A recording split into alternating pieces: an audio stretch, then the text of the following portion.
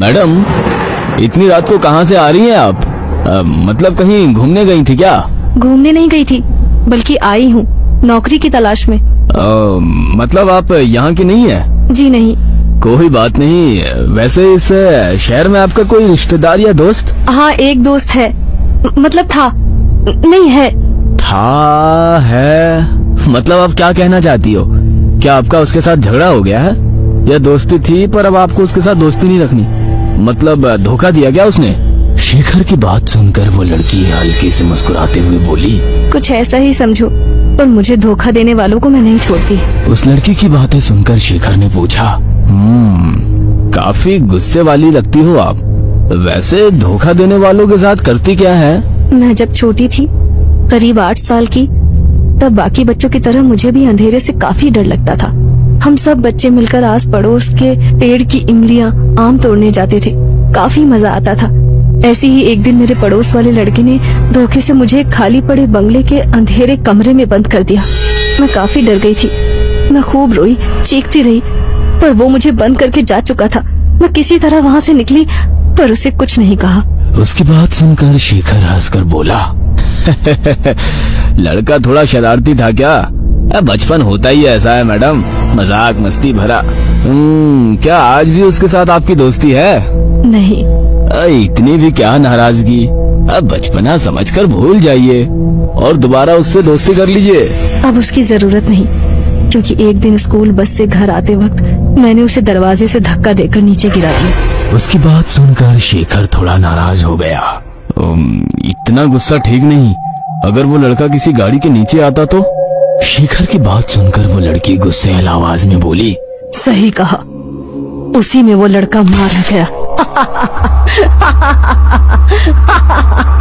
इतना कहकर वो ठहाका मारकर हंसने लगी। पर उसकी अजीब बात सुनकर शेखर का दिल घबरा गया था और गुस्सा भी आने लगा। अब एक अजीब गंभीर सा माहौल बन गया था।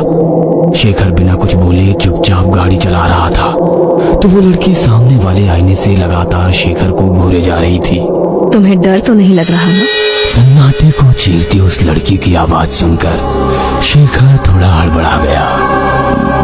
डर? किस बात का डर? भला मैं क्यों डरने लगा? सही कहा, तुम्हें डर क्यों लगेगा? वो भी एक लड़की से। एक कमजोर अकेली लड़की तुम्हारा क्या उखाड़ सकती है? उस लड़की की वो बात सुनकर शेखर चुप रहा। अब उस लड़की की वो बातें शेखर का सर दर्द कर रही थी। शेखर की खामोशी देख दोबारा उसने कहा, सही कहा ना मैंने? तुम यही सोच रहे हो ना? रात के 2 बजने को है, काली रात, सुनसान सड़क, आसपास न कोई मदद के लिए आने वाला, और ऐसे में एक अकेली कमजोर लड़की तुम्हारा क्या बिगाड़ेगी? शेखर खामोश रहा। वो बात बढ़ाना नहीं चाहता था। उसकी खामोशी देखकर उस लड़की ने आईने में शेखर की तरफ देखते हुए कहा, उसे भी यही लगा। ना चाहते हुए भी शेखर ने उसे पूछा, उसे किसे? वही मेरा दोस्त, जिसके भरोसे मैं इतनी दूर नौकरी के लिए आई थी। बेचारे ने सोचा था एक अकेली कमजोर लड़की है, वो भी अनजान शहर, ना कोई पहचान वाला, ना कोई पूछने वाला, मेरा क्या बिगाड़ लेगी? उसके साथ कुछ भी कर लेता हूँ, लेकिन। इतना कहकर वो धीरे से मुस्कुराई और चुप होकर टैक्सी की आधी खुली खिड़की से बाहर रात के अंधेरे में डूबे और सुनसान इलाके को देखने लगी। टैक्सी के अंदर लगे शीशे से उस लड़की को देखते हुए शेखर सोचने लगा, मुझे तो ये लड़की पागल लगती है। अपने दोस्त का क्या किया होगा इसने? मार डाला होगा। इतनी भारी सूटकेस में क्या लेकर जा रही है?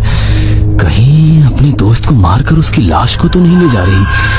अब समझ में आ गया। ये नदी के पुल पर ये भारी भरकम बैग नीचे फेंकने के लिए खड़ी थी। गलती से मेरी नजर इस पर पड़ी और इसका प्लान फेल हो गया। दिल कर रहा है इसे सीधे पुलिस स्टेशन लेकर जाऊं, पर ये इतनी शातिर लग रही है कि उस दोस्त के खून के इल्जाम में कहीं मुझे न फंसा दे। शेखर का परेशान चेहरा देखकर वो बोली, कुछ परेशान लग रहे हो, पर तुम्हें डरने की जरूरत नहीं। इतना कहकर वो उस आईने से शेखर को ताड़ने लगी। चलो, मेरा अपार्टमेंट आ गया, यहाँ से आगे वाले गेट से अंदर लो। उस लड़की की आवाज सुनकर शेखर होश में आ गया। सामने एक अपार्टमेंट थी। थोड़ी पुरानी होने के बावजूद कुछ कुछ कमरों में लोग रह रहे थे। गेट पर कोई वॉचमैन नहीं था और गेट भी आधा टूटा हुआ था। शेखर ने टैक्सी रोकी। वह लड़की नीचे उतरी और पीछे डिक्की खोलकर अपना वह भारी भरकम बैग निकालने लगी, पर वो उसके बस की बात नहीं थी। ना चाहते हुए भी शेखर ने बैग डिक्की से निकालकर जमीन पर पटक दिया। अरे क्या कर रहे हो, जरा धीरे रखो। ऐसे बोल रही हो जैसे बैग के अंदर सामान नहीं बल्कि कोई जिंदा इंसान हो। इतना कहकर शेखर अजीब से मुस्कुराया। शेखर की तरफ थोड़ा नाराज होकर देखा और बोली, मेरे मोबाइल की बैटरी खत्म हो गई है, जरा आपका मोबाइल देंगे? उस लड़की ने बड़ी सरलता से मोबाइल मांगा। अब ना चाहते हुए शेखर ने उसे अपना मोबाइल देकर टैक्सी में बैठ गया। कुछ कदम दूर जाकर पता नहीं वो किसके साथ बात कर रही थी। बात खत्म हो गई और वो चलते चलते शेखर के पास आ गई। आपका बहुत बहुत शुक्रिया। एक और मदद करेंगे? जी कहिए। मेरे रूममेट फोन नहीं उठा रहे हैं और इतना भारी बैग मैं तीसरी मंजिल तक नहीं ले जा सकती। शेखर के पास कोई और चारा ना था। वह भारी भरकम बैग लेकर एक मंजिला तय करते हुए तीसरी मंजिल तक पहुंचा। वह लड़की एक कमरे के पास रुक गई। शेखर भी बैग दरवाजे के पास रखकर कुछ दूर खड़ा हो गया। उस लड़की ने बेल बजाई कि तभी शेखर ने देखा कि सीढ़ियां चढ़ते हुए एक इंस्पेक्टर और 2 कांस्टेबल उसकी तरफ आ रहे हैं। शेखर अब बुरी तरह से उस लड़की के जाल में फंस चुका था। पुलिस को आता देख दरवाजे के पास खड़ी वो लड़की मन ही मन मुस्कुरा रही थी। पुलिस वाले ने शेखर के पास आकर कहा, चलो दीवार के पास खड़े हो जाओ। शेखर इतना डर गया था कि उसके हाथ पैर जम गए थे। केवल एक पल में उसका बदन पसीना पसीना हो गया था। एक कांस्टेबल ने बैग की चैन खींचकर खुला कर दिया। अंदर का नजारा देख इंस्पेक्टर ने अपने सिर से टोपी निकालकर हाथ में ली। तभी दरवाजा खुलने की आवाज आई। एक 25 साल का लड़का दरवाजे के अंदर खड़ा था। उसे देखते ही पुलिस ने कहा, अब लाश भी मिल गई, अब थाने चलकर बताओ कि अपने दोस्त को कैसे और क्यों मारा। इंस्पेक्टर की बात सुनकर शेखर ने डरी सहमी नजरों से उस खुली बैग को देखा तो उसमें उसी लड़की की लाश थी जिसे वो यहाँ तक लेकर आया था। उसने आसपास देखा तो वो लड़की कहीं नजर नहीं आ रही थी। तभी इंस्पेक्टर ने शेखर से कहा, पुलिस की मदद करने के लिए शुक्रिया। तुम्हारी वजह से आज इस कातिल को पकड़ पाए। इस पर 4 लड़कियों की हत्या का शक था, पर उन लड़कियों की लाशें इसने गायब की। तुम्हारी वजह से पहली बार लाश पुलिस के हाथ लग गई। तुम्हारा फोन आते ही हम झट से निकले और हाँ, तुम्हें कोई परेशानी हमारी तरफ से नहीं होगी। तब शेखर को याद आया कि उस लड़की ने उसके मोबाइल से अपने रूममेट को नहीं बल्कि पुलिस को फोन किया था। वो भी शेखर की ही आवाज में। शेखर की जान में जान आ गई। पुलिस उस मुजरिम को गाड़ी में डालकर ले गई। शेखर भी अब अपनी टैक्सी में बैठकर घर के लिए निकला। अब वो दोबारा उसी पुल से गुजरने लगा। डर के मारे बदन कांप रहा था कि तभी सामने वाले आईने में वो लड़की टैक्सी की पिछली सीट पर बैठी नजर आई और एक आवाज गूंजी, मदद के लिए शुक्रिया, वैसे किराया नहीं लोगे? और एक अजीब सी मुस्कुराहट रात के सन्नाटे में गूंजने लगी।